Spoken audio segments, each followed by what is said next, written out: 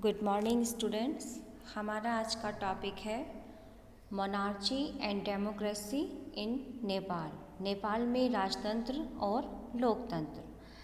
आप सब लोग जानते होंगे कि नेपाल जो था वो अतीत में एक हिंदू राज्य था और फिर आधुनिक काल में कई सालों तक यहाँ पर संवैधानिक राजतंत्र रहा। जो नेपाल की राजनीतिक पार्टियां थीं और आम जनता थी वो खुले और उत्तरदायी शासन की आवाज़ उठा रहे थे कि जिससे वो अपने फ्रीडम, अपने इक्वालिटी के साथ एक डेमोक्रेसी इस्टेब्लिश करें और उसमें वो अपना जीवन जी सकें। लेकिन जो राजा की सेना थी उन्होंने पूरे नेपाल पर अपना अधिकार जमा रखा था और जिससे नेपाल में जो लोकतंत्र की राह थी वो बहुत ज़्यादा अवरुद्ध हो गई, बाधित हो गई।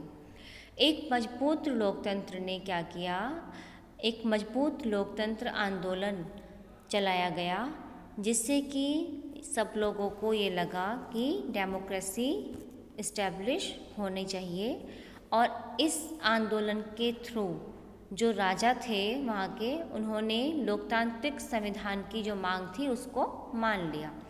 लेकिन जो नेपाल में लोकतांत्रिक सरकार का कार्यकाल था वो बहुत छोटा था और बहुत ज़्यादा समस्याओं से घिरा हुआ था, क्योंकि जब डेमोक्रेसी इस्टेब्लिश होती है तो एक जैसा तो माहौल नहीं रहता ना, बहुत सारे उतार चढ़ाव हमें देखने को मिलते हैं।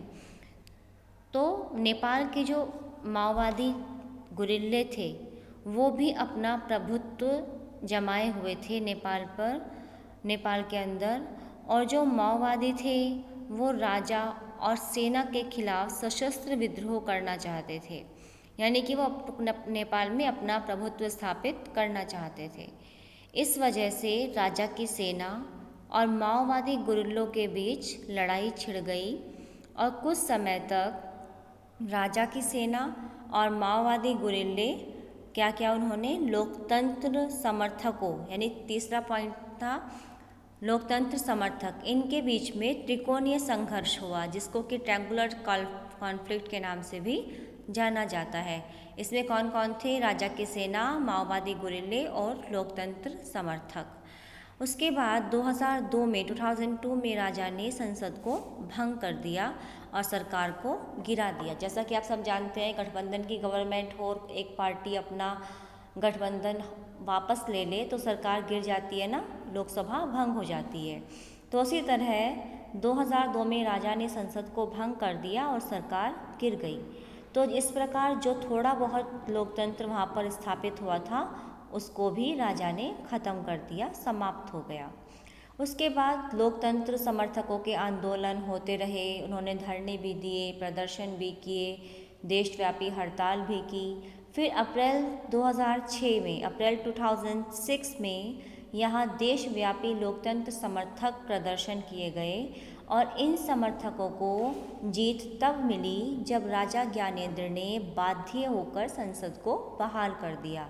मतलब लोकतंत्र समर्थकों ने इतना मजबूत आंदोलन चलाया जिससे कि राजा को हार माननी पड़ी और उन्होंने 2002 में क्या किया, 2006 में संसद को बहाल कर दिया, जिसको कि 2002 में भंग कर दिया गया था। उसके बाद इसमें जो मेन इम्पॉर्टेंट रोल प्ले किया वो था SPA, यानी कि 7 दलों का गठबंधन। इसकी फुल फॉर्म है 7 पार्टी अलायंस। फिलहाल नेपाल अपने अद्वितीय दौर से गुजर रहा है। वहाँ पर संविधान सभा के गठन की दिशा में भी कदम उठाए जा रहे हैं। ये संविधान सभा क्या करेगी? संविधान लिखेगी नेपाल का।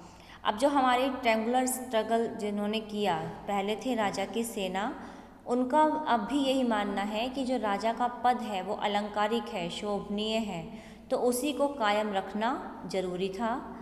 दूसरे थे हमारे माओवादी गुरिल्ले, उन्होंने सशस्त्र संघर्ष की राह छोड़ दी। उन्होंने कहा कि चलिए कोई बात नहीं, अगर यहाँ पर डेमोक्रेसी इस्टेब्लिश करना चाहते हैं ये लोग तो वो अपने नेपाल को छोड़कर चले गए।